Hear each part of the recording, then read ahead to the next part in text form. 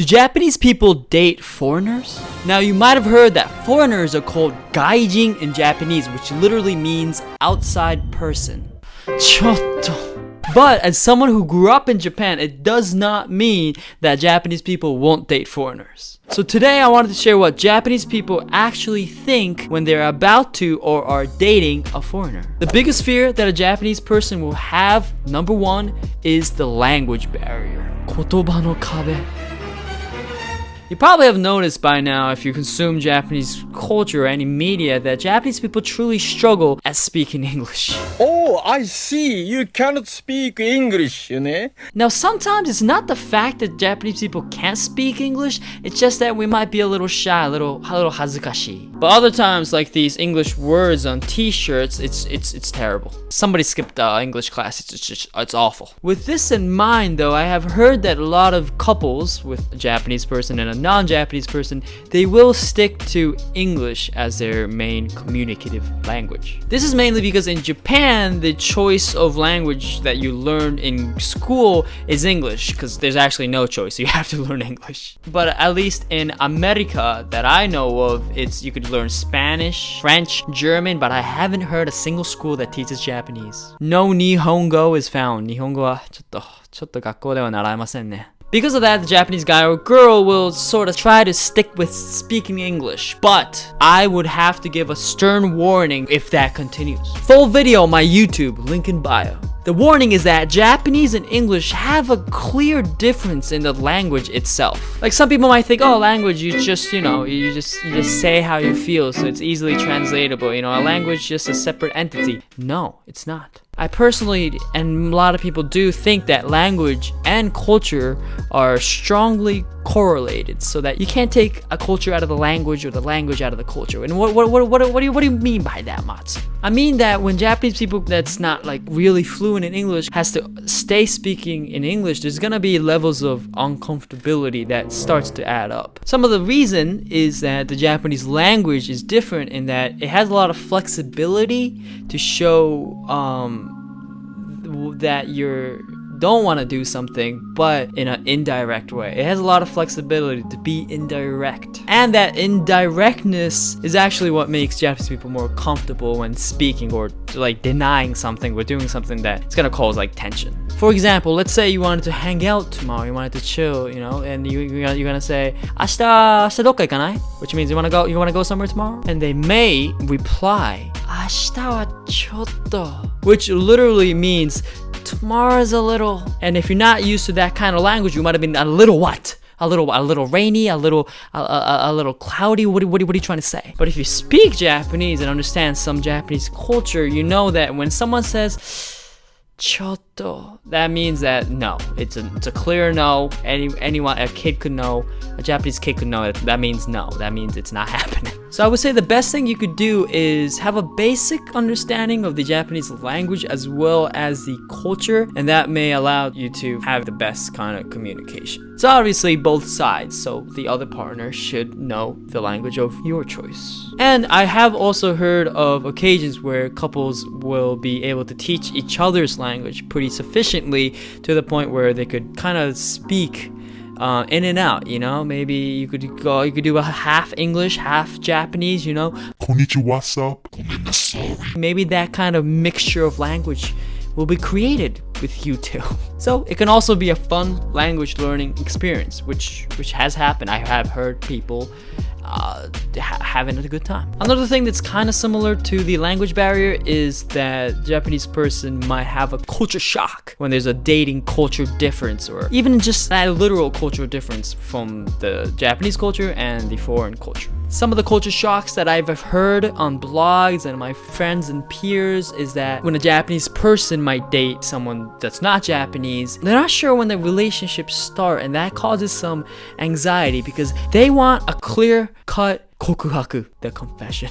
And kokuhaku is a moment where you make it clear that it's dating. So in Japan, especially for romantic relationships, two partners want to be clear that they're dating, they're in a romantic relationship. But some Japanese girls, even guys, have discussed like, I'm not sure if you're dating or not, and this is not what I'm used to. I like to make this clear. I what's going on? Like, the anxiety within the romantic relationship in Japan occurs when they're trying to figure out if they like each other or not. Like, if you could even think of anime like Love is War and Kaguya-sama, the anxiety is created because Kaguya-sama wants Kaicho or vice versa to kokuhaku, to confess. And the anxiety is like, do the other person like me, for both sides? And that's the anxiety. But once the kokuhaku does happen, that unclearness of what relationship we have won't happen. Like, the anxiety is before the relationship is established. But once it's established in Japan, they know what to expect. However, in Western countries, the anxiety happens when the relationship might be casual or, you know, little frisky. You know, it could be flexible, it could be a little ambiguous. So that is not common in Japan. The anxiety happens when they are determining if the other person likes them, but once they do and kokuhaku happens, they're dating. No more anxiety, at least for that department. Japanese people might fear that ambiguity because that's gonna cause confusion, and they don't want that confusion. They want a kokuhaku. Girls could kokuhaku too. So a lot of online people say, oh, guys, kokuhaku.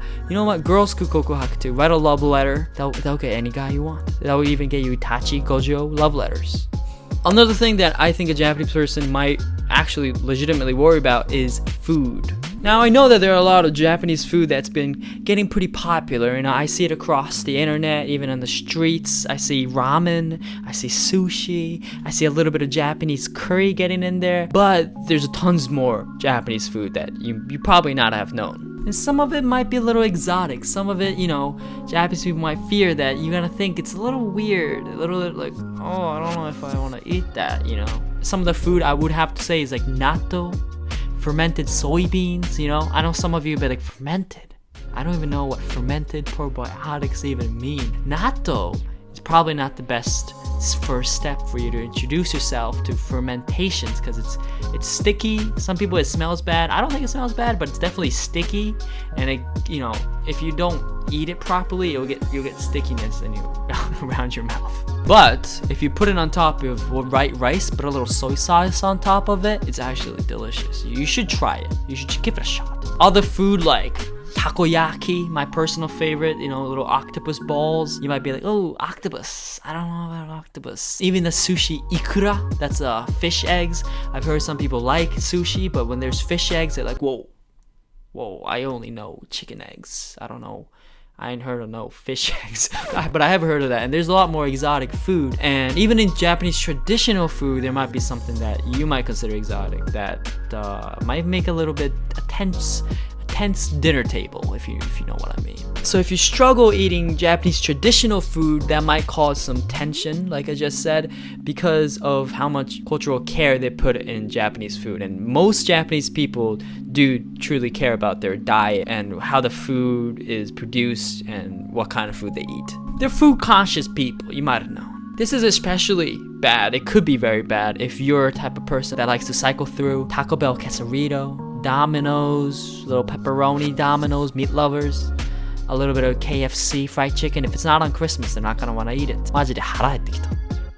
So basically, if you only rotate through eating out and sort of, you know, not the best kind of food, they're not gonna like that. That's because they do value home cooking. You know, it has come to the point where at least my generation is starting to, you know, guys are learning how to cook themselves too. But at the end of the day, people want home cooked food. So instead of going out on the habitual basis, they would like home cooked food, which will include most likely Japanese food. So you kind of have to be able to eat decent variety of Japanese food, I would say. And I have heard, you know, breakups happen because they couldn't agree on what food they should habitually eat. And well, you know, if you mess with food with a Japanese person, that might be the line. No matter how nice the relationship is. Hopefully these aren't scaring you to try to date a Japanese person, because trust me, there are a lot of even Japanese half celebrities, basically half Japanese, half foreign country celebrities that are super famous. People go crazy. Even without that, Japanese people would. There are a lot of Japanese that would love to date a gaikokuji. Some of the hafu celebrities I could think of is like Laura. She was very popular. She was in a lot of comedy shows. I think she's like a fashion style person now. She was pretty popular, pretty funny. For a guy, I don't know how famous he is, but for the time I was there, I know Uentsu Eiji-san. He was pretty popular, and people thought he was a cute guy. So one thing I have to say that they do have in common is that they do speak fluent Japanese, like conversationally. Some jokes are made that some of them can't read or write difficult kanji that a normal Japanese person can, but because they might have lived abroad for some time, they can't read or write kanji. But even though they can't, you could tell that how popular they are. Like, you don't have to know hard kanji for you to be able to have a conversation with Japanese people. Like, people don't even notice that most of the time. And if you are actually curious about learning Japanese, and specifically with me, I did make a Skillshare course on the intro to Japanese hiragana, and there's another one with grammar that's coming very soon. Join there and I'll respond right away if you have any questions, and there's already 40 to 50 students waiting on standby. But all in all, like I said, understanding each other's culture and the culture difference between the Japanese culture and wherever you are from, and talking it out, finding a middle ground is probably what's very important for this to work. Because Japanese, it's interesting culture, it's fun, but sometimes it could be confusing, and sometimes you're like, why do you do what you do, Japan? So some of the patience and discipline will be necessary. But if you respect each other's differences, I think you'll be alright. Tell me how it goes. Subscribe to join the Nakama, and peace.